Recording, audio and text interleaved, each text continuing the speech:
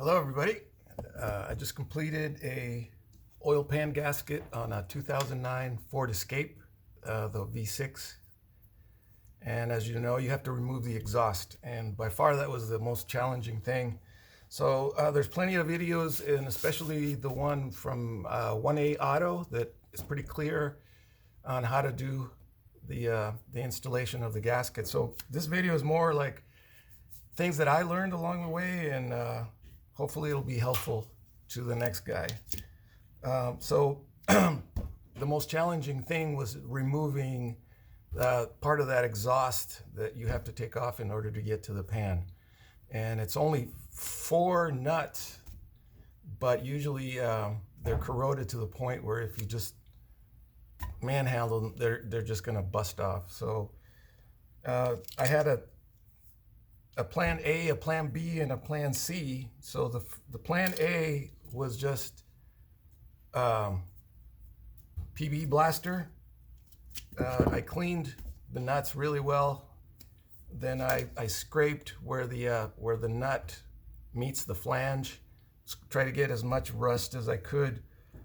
So I let them soak for a while, and a tool that was really helpful was this ratcheting 1/2-inch wrench. And the reason I liked it is because this is kind of not too short, so you don't get a lot of leverage, so you're not tempted to just get frustrated and just bust them out. So this was helpful because you go on it, and if it's not going, you take a break and you try something else. So again, I soaked it, scraped where the nut meets the flange, and I even lightly tapped it with this very small hammer. I tapped it where the nut meets the flange, and I kind of see if I could loosen some of that rust. So on the first nut that I tried, it just would not go. I spent some time with it, and it just wasn't going. So I went to plan B, which involved heat. And this is a small plumber's torch, which doesn't get really hot. It didn't get it red hot, but it got it hot enough to where it worked. And what I liked about this is that it has a pinpoint flame. So I aimed it right at the nut, and I just went around and got it hot, and then it moved. So once it moved, I stopped, and then I kind of went the other way a little bit, and then back down, and then just baby it, and more PB blaster, and finally I got it off intact. That was the first one. The second one, I don't know if it was because it soaked a little longer. The second one came right off. So that was the 2. And now I moved on to the third one, needed flame, and the 4th one came right off. So those are the 4 difficult ones that are close to the engine. There's 2 more that are towards the back of the car, but those don't get as hot because they're kind of tightening a spring. So those, just a little PB blaster, came right off.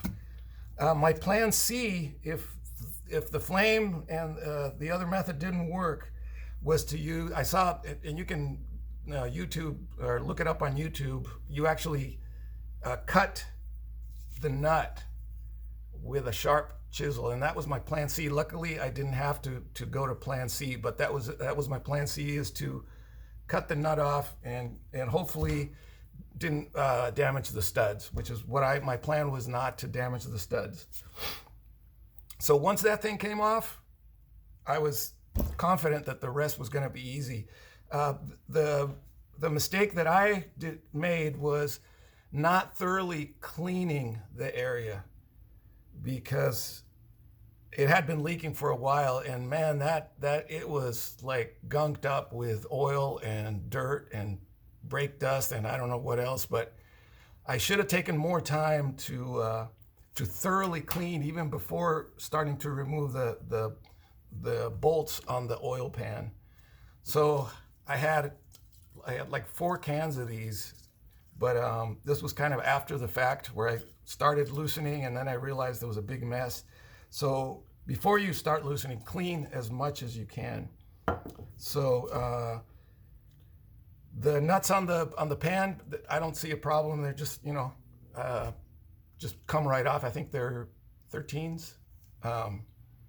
Anyway, that one A Auto video is pretty clear on how to on the torque specs and removing the pan.